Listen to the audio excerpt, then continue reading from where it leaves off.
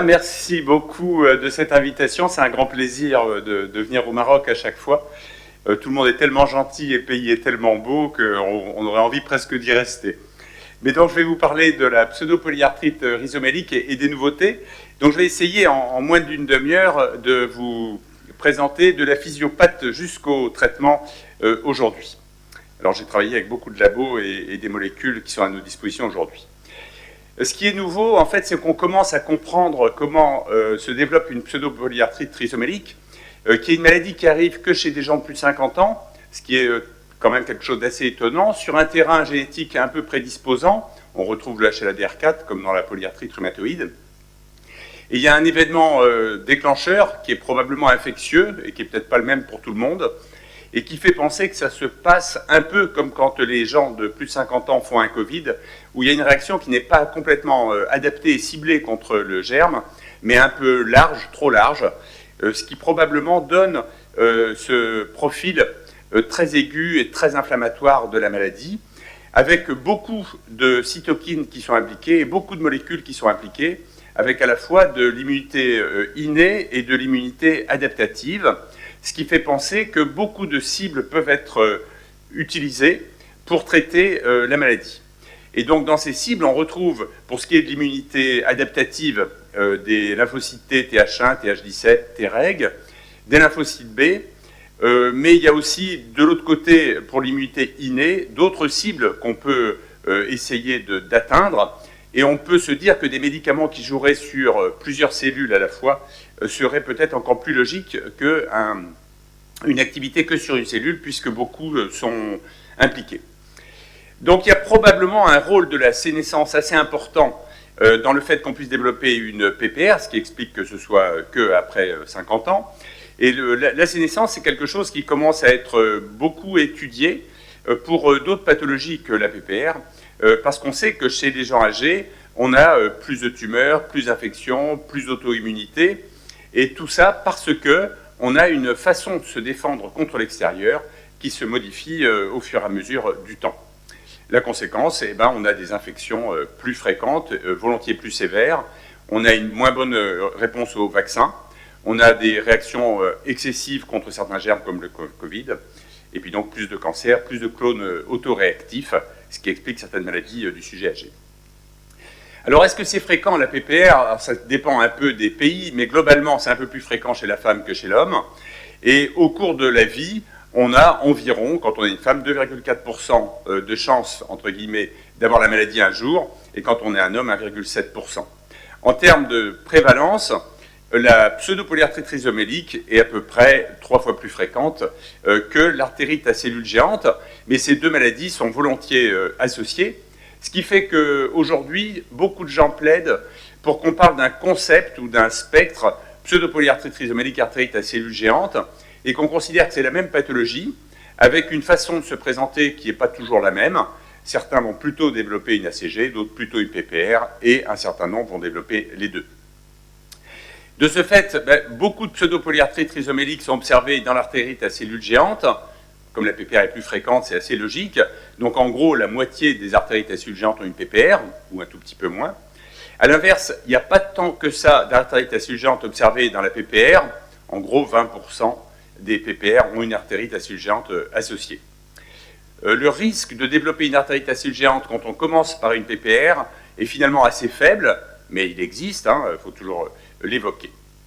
Et donc, toute étude épidémiologique ou thérapeutique devrait évaluer les deux versants. Et malheureusement, on voit encore des études qui sont faites pour l'artérite à cellules géantes sans que soient colligés les signes de pseudopolyarthrite rhizomélique, ce qui est dommage puisque ça permettrait d'avoir en même temps une étude pour les deux maladies. On a des recommandations de plus en plus nombreuses de différents pays qui nous permettent de savoir comment on doit prendre en charge la PPR.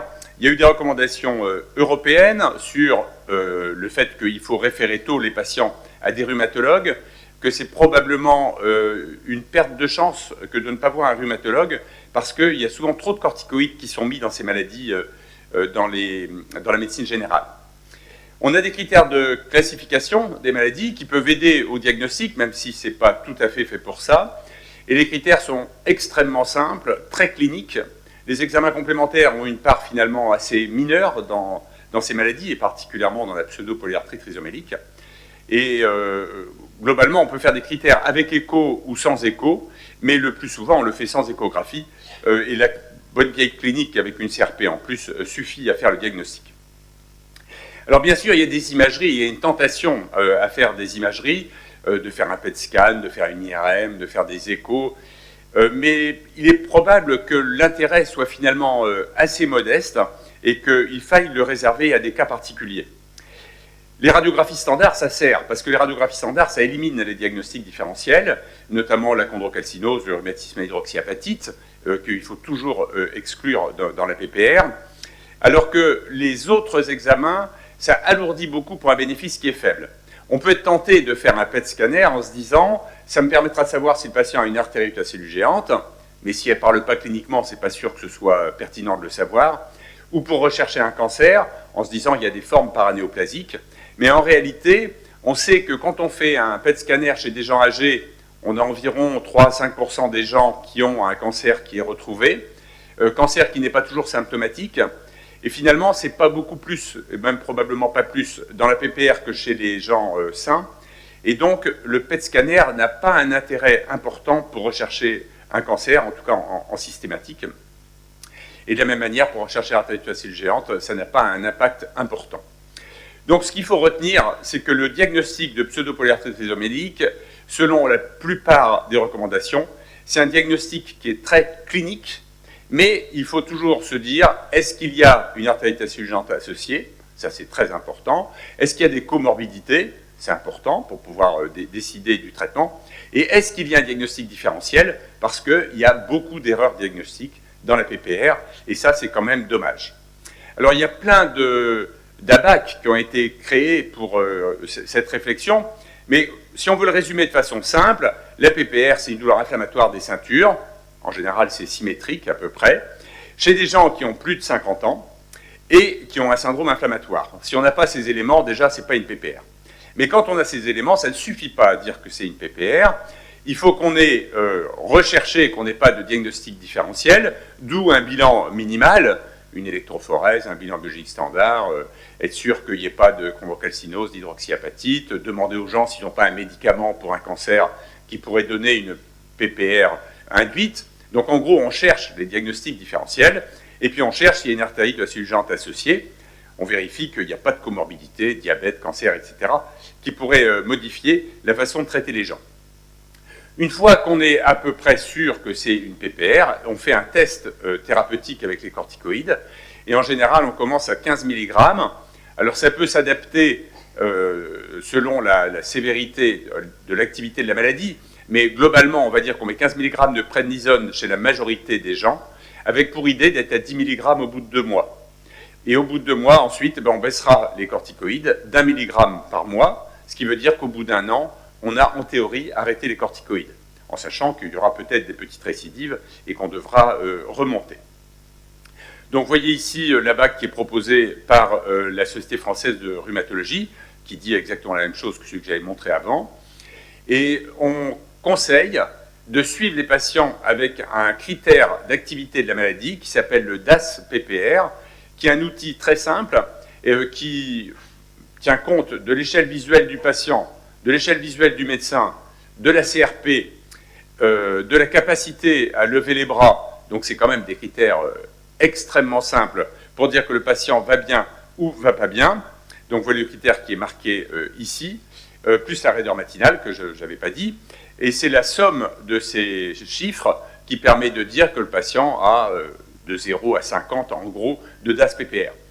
Il y a une concordance quasi parfaite entre le DAS-PPR et l'avis du rhumatologue. C'est pour ça d'ailleurs que vous ne faites pas le DAS-PPR, parce que vous vous dites que finalement votre avis suffit, et c'est exact. Mais l'avantage, c'est que ça permet de dire au médecin traitant, voilà comment on peut suivre une PPR, vous faites la somme de ces 5 chiffres, et vous aurez soit en dessous de 10, le patient est en rémission, soit plus de 10, et le patient n'est pas en rémission. Rémission pratique, la vraie rémission, elle est considérée comme étant à 1,5 de DAS-PPR, mais en vrai, le chiffre de 10 est celui qui sert à dire justifie d'augmenter le traitement ou justifie pas d'augmenter le traitement. Donc la baisse des corticoïdes, je vous ai dit qu'elle était milligramme par milligramme en dessous de 10, Quand on est au-dessus, on baisse un peu plus rapidement. On ne va pas faire milligramme par milligramme chaque mois parce que ça serait beaucoup trop long, surtout si on a commencé à 30. Mais à part que dans les formes très aiguës chez des gens obèses, on commence plutôt à 15 mg en général. La dose cumulée de corticoïdes, elle est surtout due au traitement du début. Parce que si vous commencez à 15, 25, enfin une dose assez importante, et que vous baissez sur 2 mois, le gros de la dose cumulée, il est là. Après, quand vous êtes en dessous de 10, la dose cumulée va être assez faible, puisque vous allez baisser jusqu'à 0. Sauf quand il y a des rechutes, où là, la dose cumulée redevient importante par la somme de la quantité quotidienne sur un long terme. Donc quelqu'un qui a plus de 7,5 mg ou plus de 10 mg de corticoïdes au long cours, alors là, la dose cumulée redevient très importante au cours du temps. Ce qui veut dire que si on doit décider de traitements autres que la cortisone chez des patients parce qu'on pense que les corticoïdes seront délétères, les grands ostéoporotiques, les gens qui ont des troubles psychiatriques, les grands hypertendus, les diabétiques, etc., eh bien, on pourrait discuter de mettre dès le début un traitement épargneur de corticoïdes pour éviter la dose dès le début.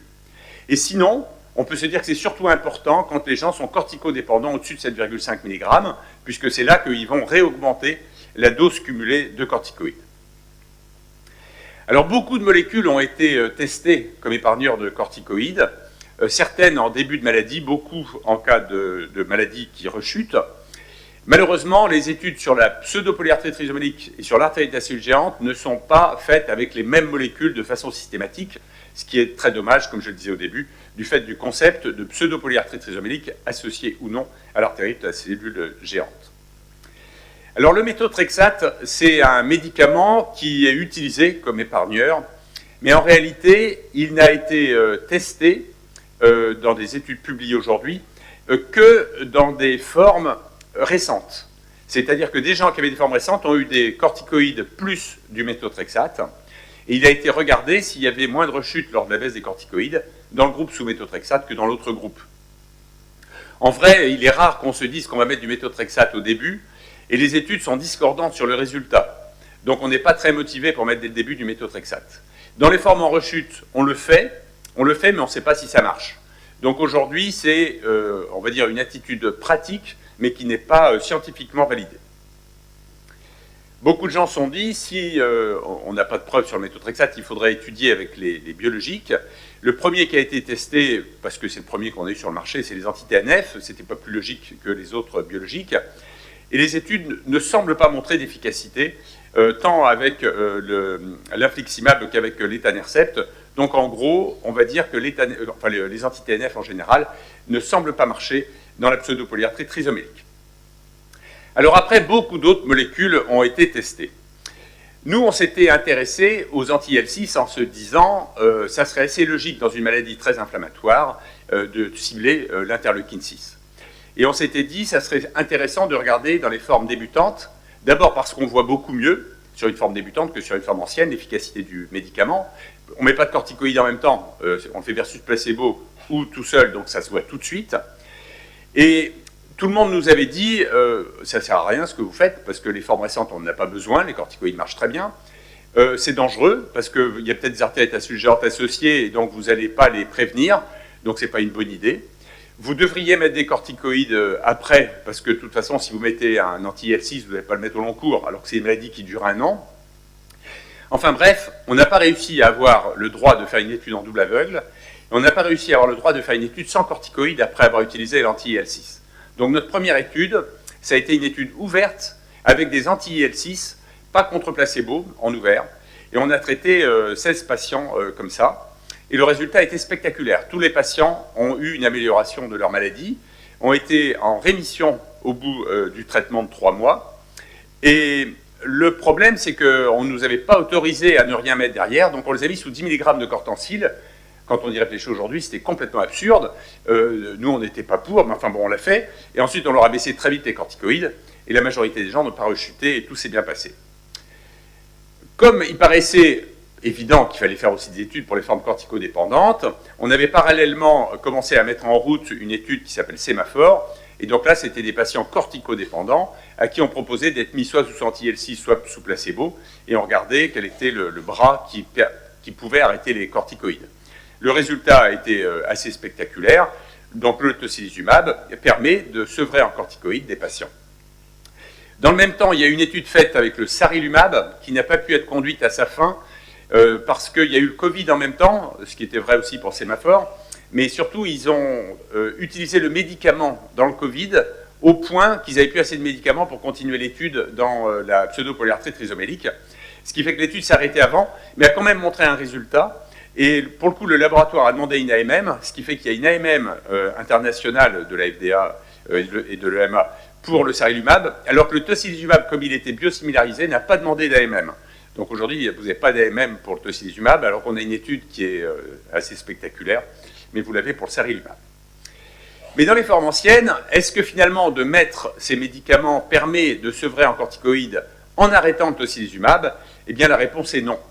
Les gens qui étaient dans Sémaphore, qui étaient dans le bras tocilizumab, quand ils ont eu 6 mois de traitement, on leur a proposé d'arrêter brutalement le traitement en disant on va bien voir si ça rechute ou si ça ne rechute pas. Si ça ne rechute pas, tout va bien. Si ça rechute, on remettra du tocilizumab. Ils ont tous rechuté. Donc globalement, c'est bien de mettre du toci pour faire l'arrêt des corticoïdes, mais ça impose de continuer le toci en tout cas au moins 1 an.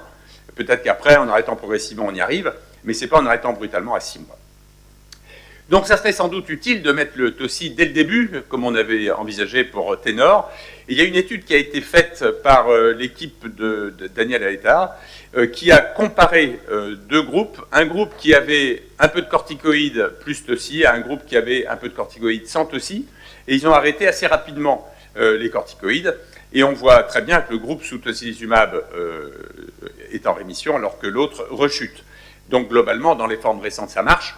Ce que j'avais fait comme reproche à cette étude, moi, c'était que mettre des corticoïdes, c'est un peu dommage, puisque le but, c'est de ne pas mettre de corticoïdes, vu que c'est là que les doses sont importantes, alors que là, ils en mettaient un peu comme dans les formes récentes. Donc, j'aurais plutôt fait un autre design. J'aurais fait plutôt un design un peu comme celui de l'étude Gusto, si j'avais mis des corticoïdes, qui est une étude dans l'artérite à cellules géantes, où ils ont fait 3 bolus de corticoïdes, et puis du tocilizumab pendant 1 an. Et donc, ils ont montré que globalement, ça pouvait traiter l'artérite à cellules géantes.